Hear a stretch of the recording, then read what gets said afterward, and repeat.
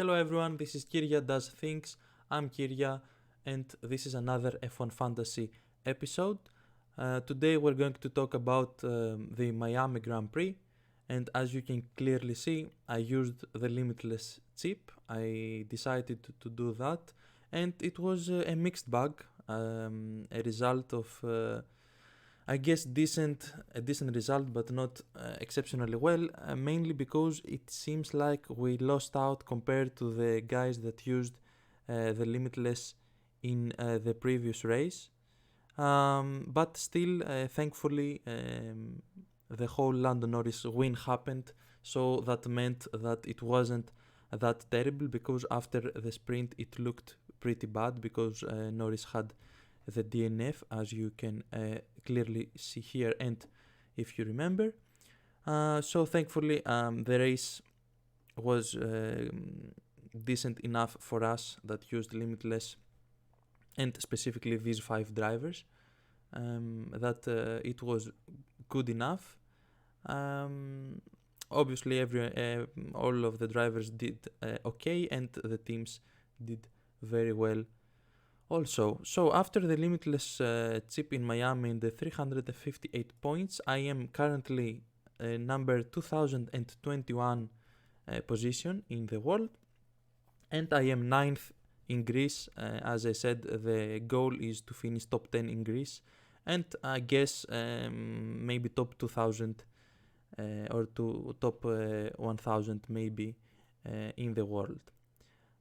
So the thing is, now we don't have the Limitless available for us for the rest of the season, obviously, and the only very big chip that we have is the 3 times, which is going to be used in a different sprint weekend. So that's that for Miami. Everyone else scored pretty normally. Maybe Ferrari was very close this time around to Red Bull. Usually they have a gap between them two, but because of Red Bull not getting the 1-2, they didn't get it in the sprint and in the actual race as well, so they didn't get the extreme amount of points that they usually do. However, they got again they got the second fastest pit stop. Ferrari got the fastest pit stop this time around, and the third one I don't know which team got, but it wasn't one of those two. Anyway, that's that from Miami and the Limitless and our position. And now looking forward to Imola, we are back at our basic team here, which is Verstappen, Joe, Sargent, Bottas, Magnussen, and Red Bull and Ferrari. The thing is, now we are quite confused about Imola because Red Bull doesn't seem extremely strong. At least they don't seem to be very far ahead of the rest. It seems like Red Bull, Ferrari, and McLaren are all in the fight for this win and pole position, obviously, which is an interesting thing to have in mind. If we pretty much, I'm pretty sure McLaren is expensive, right? Yes, it's 2.4 million more than Ferrari. McLaren is less than Red Bull, but I don't think they are decent enough. I'm not that sure that I can replace Red Bull, who always perform. So I won't change the teams. The only thing that we could consider changing is maybe Verstappen, if we think that there is a possibility for the others to do well. But then who do you pick? The only other thing, I mean, if I change Verstappen for someone else and that's it, that seems like a negative move. Even if I pick Leclerc, who is one of the favorites for pole and the win, even if I pick Norris, same thing, it still seems like a bad risk to take, and not very necessary risk to take right now. And the money is not enough for me to take Verstappen and someone else out and put in two decent drivers. Also, as I said before, I don't really think it's a good idea to switch a team because they are the two of the three strongest teams, and McLaren is quite expensive as well. So I don't think it's a good idea to take one of the teams out to get a good driver in. I don't really think it's a good risk to take Verstappen out right now. I'm still doing well, even if I'm not maybe I'm not. If I was number one or number two in Greece and maybe top 200 or something in the world, I would say that it's not worth to take a big risk. And maybe you think that now it's a good idea to take a big risk because I'm not in the top absolute top positions, but I'm still in a good enough situation to not want to take Verstappen out for somebody else. The only thing that maybe could make sense is if I get, let's say I get Charles. Okay, let's entertain this idea that I get Charles. I have 8.2 million to get someone better. Can I get someone really strong? That's the question. Maybe Alonso instead of a bad driver. I think I can actually. That's interesting. That is interesting.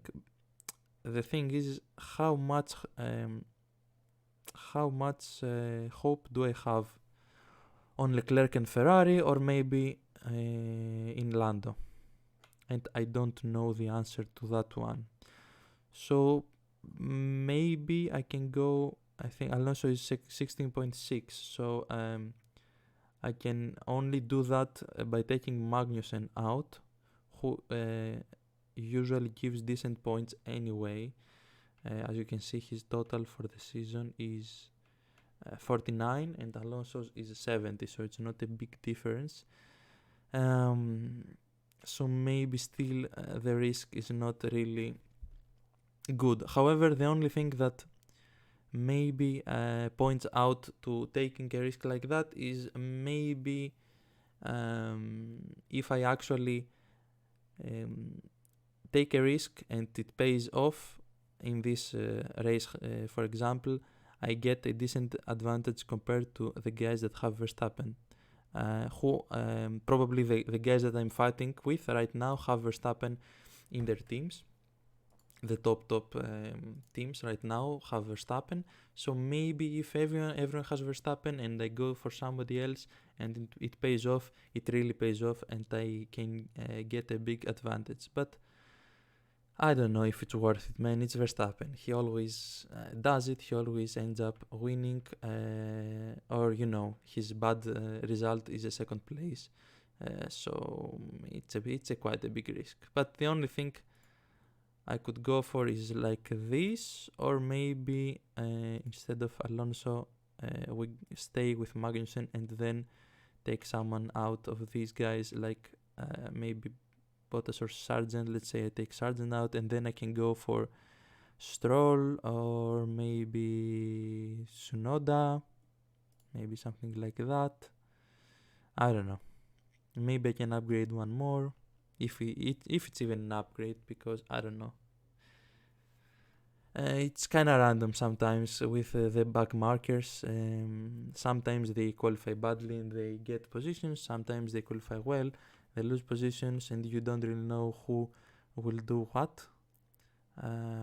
So it's kind of random in that sense. I don't really upgrade that much going for Tsunoda instead of Sargent, I think.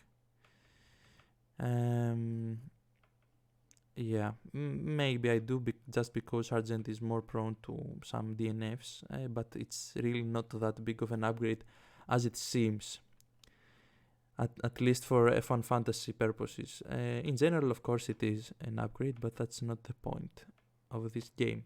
So I don't know. I do not know if it's worth going for something like that. The safe bet, obviously, is just stay with the base team that I have and most probably score a decent amount of points and continue doing well. Maybe it's still early season and I shouldn't take the risk. That's what I'm thinking. So I'm leaning towards staying with the same team, this team, but I still have an hour to decide. So maybe I will change my mind at the last minute. Anyway, that's that for today. I didn't didn't make the driver ratings video for the previous race. I didn't really feel like doing it, and it doesn't. Maybe I will stop it and only do F1 Fantasy since it's the main thing that I'm doing anyway. So maybe we will continue the driver rankings. I don't know. I haven't decided yet. Anyway, so that's that for F1 Fantasy. We will talk about it again after the race and before the next one, which I don't remember which one it is. I think it's Monaco, maybe. So that's that. I hope you are doing well in F1 Fantasy, and like and subscribe, and we will talk later. Thank you. Bye.